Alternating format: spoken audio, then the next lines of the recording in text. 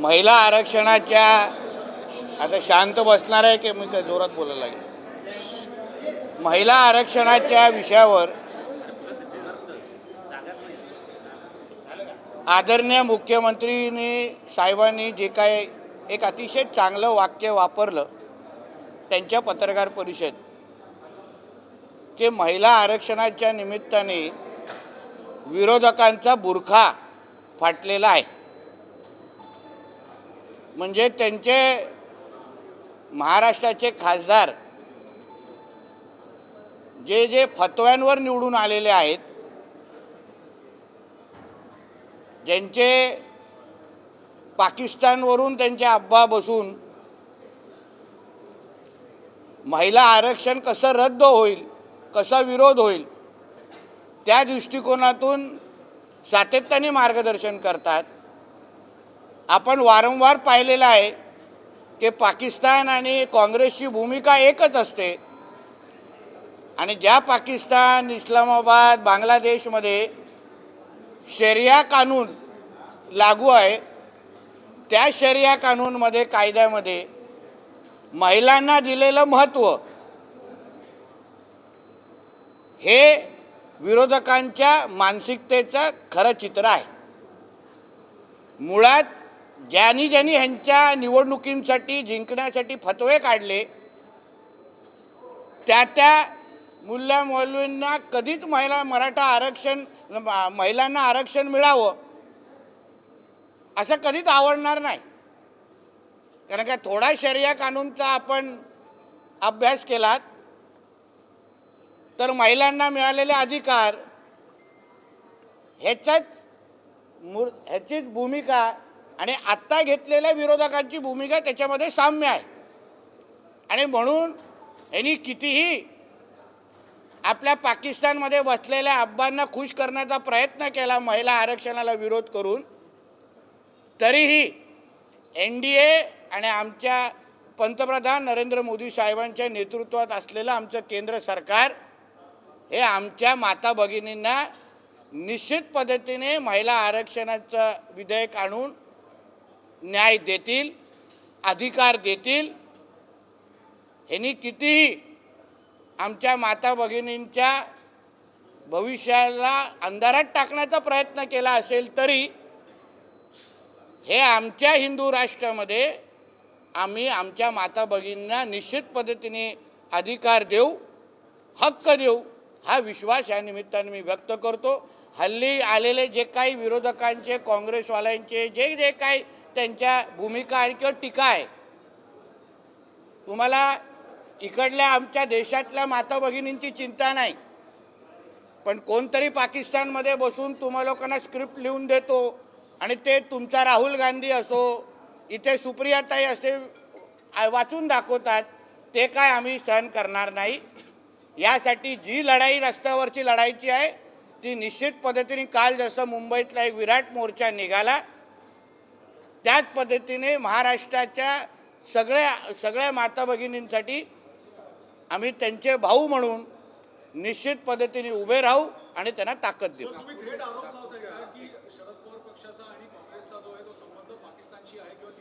अहो, भूमिका एकच आहे. तुम्ही एकदा सुप्रियाताईंची भूमिका ही लव्ह जिहादच्या समर्थनाची आहे. तुम्ही व्हिडिओ पण असंख्य वेळी पाहिलेले आहेत. आणि म्हणून जी काही भूमिका असतात ते घेत आहेत, हे काय फतवे काढल्यानंतरच खासदार झालेले आहेत. तुम्ही लोकसभेच्या निवडणुकीच्या वेळी बघितलेले आहेत कितींदा हे लोक कुठल्या मस्जिदीमध्ये जाऊन फतवे काढून खासदार झालेले आहेत. वोट जिहादच्या निमित्ताने ते निवडून आलेले आहेत. आणि म्हणून ह्या मानसिकतेचे लोक कधीच हिंदू राष्ट्रामध्ये किंवा ह्या राष्ट्रामध्ये महिलांना अधिकार मिळायला देणार नाही, हे सरळ स्पष्ट आहे. हा विषय संपला का? आपल्याला विनंती, हा विषय संपला. याच्यावर काय प्रश्न असतील तर पुढे घेतो. यालाच धरून सर बोलतो, विजय वडेट्टीवारांनी देखील आरोप केलेला आहे की 10-20 महिलांचा तुम्ही मोर्चा काढून कुठेतरी राजकीय तुला मोजायला आलेले का काल बुरखा घालून? विजय वडेट्टीवार काल बुरखा घालून मोजायला आले असतील की आमचे 10-20 लोक होते की 20,000 लोक होते, त्यांनी पुरावा द्यावा. कारण 1-2 होत्या पुरुषांचे चप्पल घालून, कदाचित त्याच्यातला एक विजय वडेट्टीवारच असेल. शाहीनबागमध्ये जो आरोप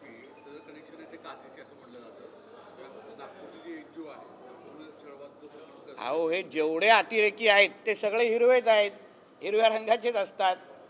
दुसरा कुठला रंग दिसलेला आहे का?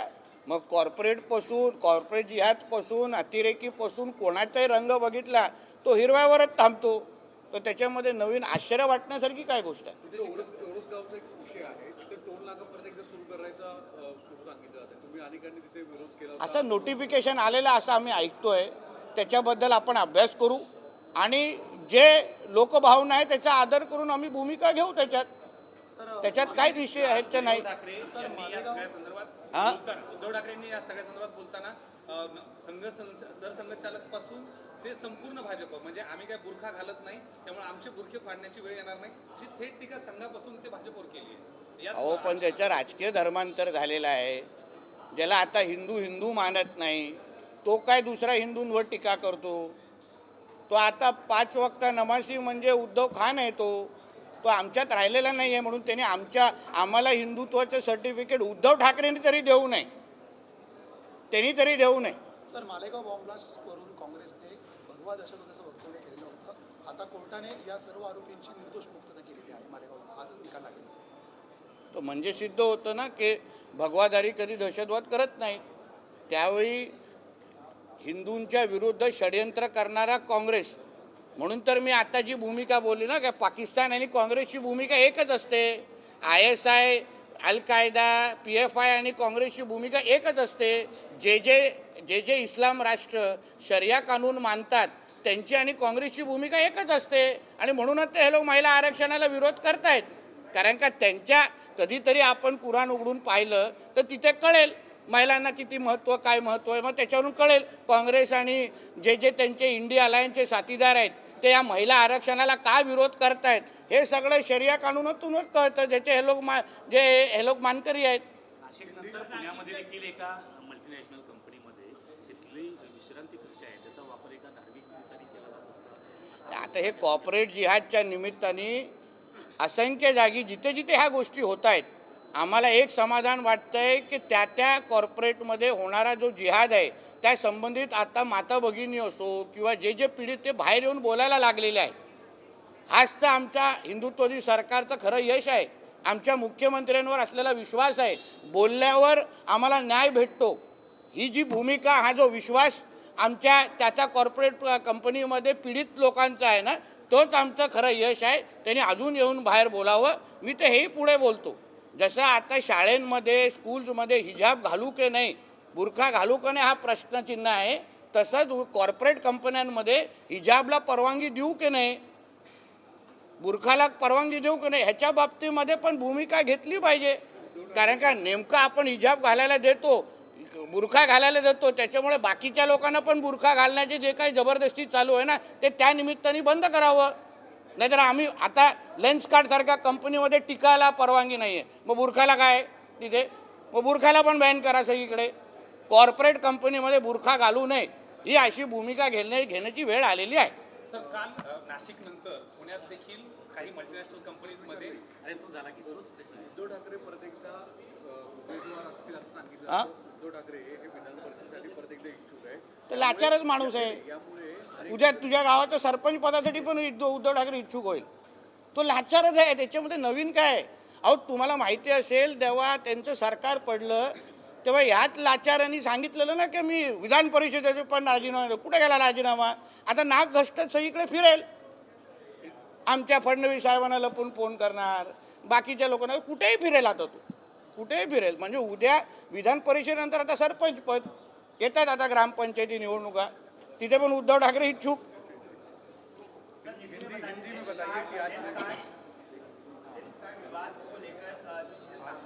देखिए, महिला आरक्षण के बारे में जो कोई इंडिया अलायंस और कांग्रेस की भूमिका है, जैसे हमारे आदरणीय मुख्यमंत्री जी ने कहा कि महिला रिजर्वेशन के बारे में इनका बुरखा फट गया है, वो बहुत सही जवाब है. क्योंकि ये जिनके फतवे के निकालने के वजह से इनके जो सांसद चुन के आए हैं, इनको लोकसभा के वक्त फतवा इनके लिए निकला तभी जाके सांसद बन के चुन के आए हैं वोट जिहाद के नाम पे. वो इनके पाकिस्तान में बैठे हुए अब्बा जिनके इस्लामिक देशों में शरिया कानून लागू है, वो इनको कभी हमारे हिंदू राष्ट्र के महिलाओं को कभी भी आरक्षण मिलने देंगे नहीं, क्योंकि ये शरिया कानून मानने वाले लोग हैं, जो इस्लामिक राष्ट्र में शरिया कानून माना जाता है। और वो शरिया कानून का थोड़ा आपने स्टडी किया तो उसमें महिलाओं को क्या दर्जा दिया है, क्या स्टेटस दिया है, उससे मालूम पड़ेगा कि कांग्रेस और इंडिया अलायंस की भूमिका और पाकिस्तान की भूमिका में कुछ फर्क नहीं है। और इसके वजह से इन्होंने जो ली हुई भूमिका है वो पाकिस्तान में बैठे हुए अब्बा को खुश करने के लिए है, मगर हम हमारे देश के सभी बहनों को विश्वास दिलाना चाहते हैं कि हमारे नरेंद्र मोदी जी की सरकार, एनडीए की सरकार, ये आने वाले वक्त ताकत से और ज़्यादा ताकत से ये महिला रिजर्वेशन बिल लेके आएंगे और सभी हमारे माता बहनों को हम उनका हक दिला के रहेंगे। नासिक के बाद जिस तरीके से पुणे में भी कॉरपोरेट कल्चर में ऐसा देखा गया है कि स्पेस को वहाँ पर स्पेशल एक धर्म के लिए वहाँ पर नमाज तो फिर महाआरती के लिए भी जगह दे दो ना हमको, हम भी भगवान को मानने वाले हैं। आपको एक ही धर्म को के लिए कॉरपोरेट सेक्टर में बढ़ावा दे ऐसा उनके बायलॉज में लिखा है क्या? जैसे आप टीका अलाउ करते नहीं हैं, रुद्राक्ष अलाउ करते नहीं है, वैसे हिजाब और बुर्का क्यों अलाउ होता है कॉरपोरेट सेक्टर में? वो भी बैन हो जाना चाहिए। एक धर्म, अगर बहुत सारे लोग टेप रिकॉर्डर चलाते हैं, सर्वधर्म समभाव, भाईचारा, गंगा जमुना तहजीब, फिर गंगा जमुना तहजीब कॉरपोरेट सेक्टर में नहीं है क्या? फिर सिर्फ बुर्का डालने के लिए क्यों परवानगी है? वहाँ पे टीका क्यों अलाउ नहीं है? इसलिए जैसे स्कूल और कॉलेज में हिजाब और बुर्का का परमिशन मिलना चाहिए कि नहीं, वो एक भूमिका है, वैसे कॉरपोरेट सेक्टर ने भी हिजाब और बुर्का को बैन करना चाहिए, ऐसी सबकी भूमिका आ रही है।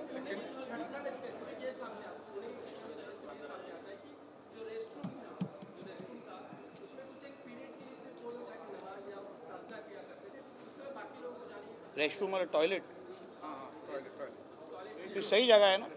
रेस्टोरेंट सोने की आराम हाँ, आराम आराम, ये रेस्टरूम बोलतो यार, रेस्टरूम म्हणजे माझ्या भाषेत बाथरूम असतं। विश्रांति का हाँ, विश्रांति। तो इस तरीके का भेदभाव आप कॉरपोरेट सेक्टर, एजुकेशन सेक्टर में कैसे करते हैं?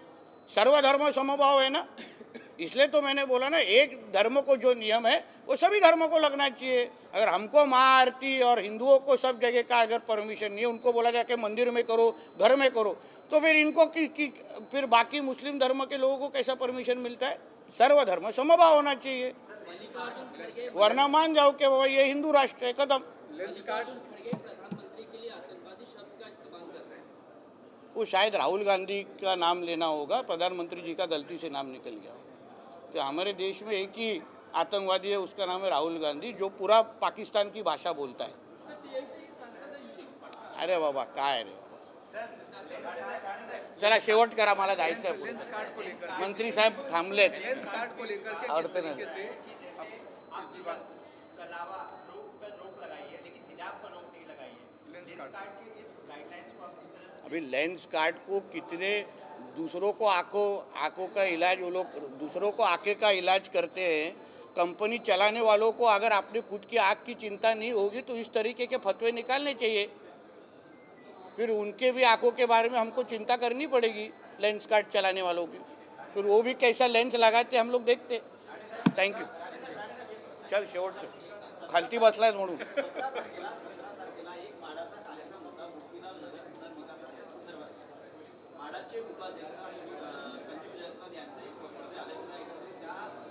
पण त्याच्या बाबतीमध्ये चौकशी चालू आहे ना, चौकशी बाबतीत बघा, एक लक्षात घ्या, आदरणीय मुख्यमंत्री साहेबांची जी भूमिका आहे ती आमच्या सगळ्यांची आहे।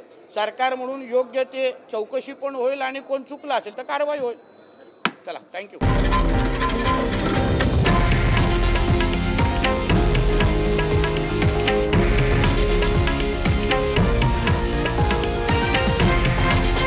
हे आहे देशातील नंबर 1 न्यूज नेटवर्क आणि आपण पाहत आहात TV9 मराठी, एकमेव।